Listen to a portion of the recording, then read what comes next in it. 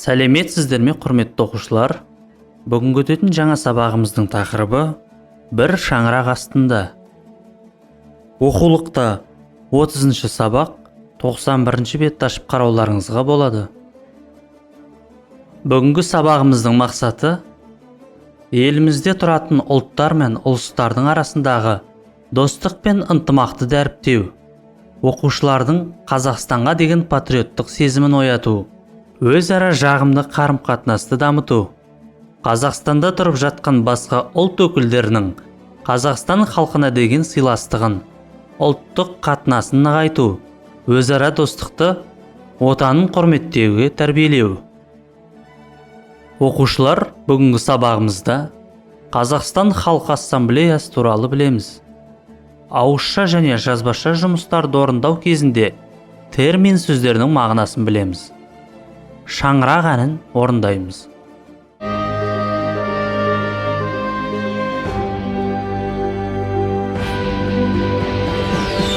Қазақстан Халқы Ассамблеясы 1995 жылғы 1 наурызда Қазақстан Республикасы президентінің жарлығымен құрылған мемлекет басшысы жанындағы консультативті кеңесші орган. Бұл ассамблея еліміздегі барлық этнос өкілдерін ортақ мақсатқа ұйымдастыра отырып, республикадағы тұрақтылықты сақтауға, ел дамуының мақсатына айтулы үлес қосып келеді.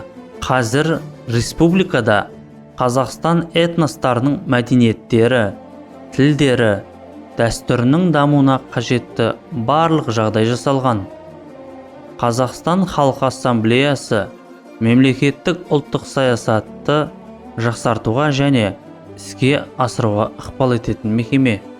Ассамблеяның мақсаты қазақ халқының топтастырушы рөлін арқау ете отырып, қазақстандық патриотизм, Қазақстан халқының азаматтық және рухани, мәдени ортақтығы негізінде қазақстандық азаматтық бірегейлікті және бәсекеге қабілетті ұлтты қалыптастыру, Қазақстан Республикасында этносаралық келісімді қамтамасыз ету болып табылады.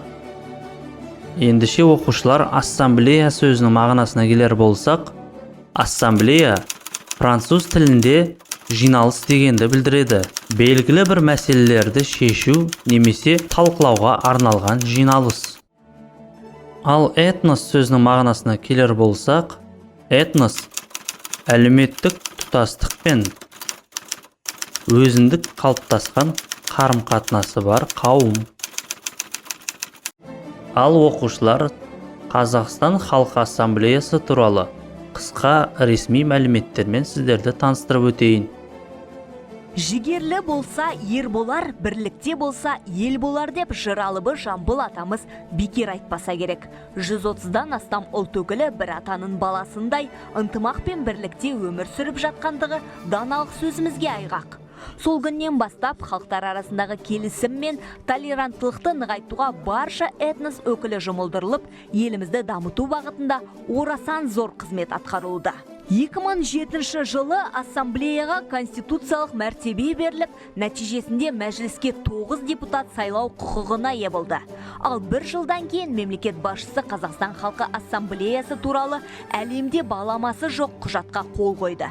Осылайша ассамблеяның қоғамдағы саяси рөлі айтарлықтай артты. 2008 жылғы заңда Қазақстан Халқы Ассамблеясының негізгі міндеті елдегі этносаралық келісімді қамтамасыз ету деп белгіленген болатын. Біз ол кезеңнен белгілі бір дәрежеде өттік деп болады. Қазір конституцияға сәйкес қоғамдық келісім мен жалпы ұлттық бірлікті қамтамасыз ету деген концепция бірінші міндет болып белгіленіп отыр ассамблеяның алдында. Бүгінде еліміздің барлық аймағында түрлі ұлттардың этномәдени орталықтары ашылған. Олар өз халқының салт дәстүрін, әдет-ғұрпын, тарихын, ана тілін кейінгі жастарға дарытуға, отан сүйгіштік қасиетті дәріптеуге бағытталған. Сондай-ақ қоғамдық келісім орталықтары да ұлттық бірлікті нығайтуды көздейді. Дамудың сыры бірлікте, табыстың сыры тірлікте дейді дана халқымыз. Сондықтан бүгінгі 26 сессия дінімен ділі өзге болғанымен сүттей ұйып отырған халқымыздың ауызбіршілігін одан әрі арттыруға өзіндік үлес қосары анық. Оқушылар, бүгінгі орындайтын жаңа әніміз шаңырақ әні. Бірінші әннің орындалуын тыңдап алайық.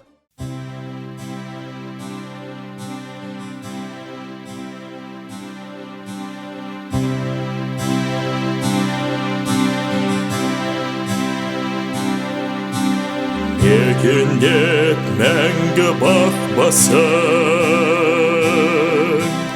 ұрпағың есте сақтасын. Шаңырақ биік көтеріп, қорған елім отбасын. Бабамның ақтап сенімін, көркеп өссін көңілің. Шаңырағы шалқи берсінші, мәңгілік қазақ елінің. Бабамның ақтап сенімін, көркеп өссін көңілің. Шаңырағы шалқи берсінші, мәңгілік қазақ елінің. Пейманға беріп төріңді, тыңдадың сал мен серіңді. Босаған биік болсын деп, ақ бата бізге берілді.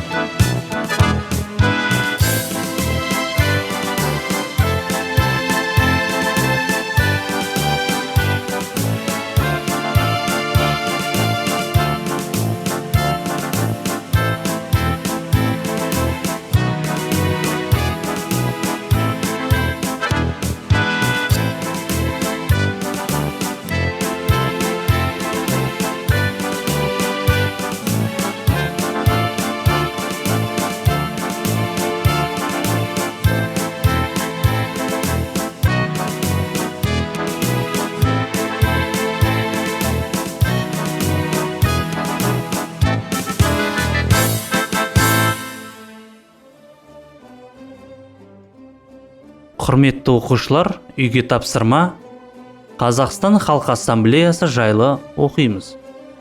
Шаңырақ әнін жатқа орындаймыз. Ал оқушылар, осымен сабағымыз аяқталды. Келесі кездескенше сау болыңыздар.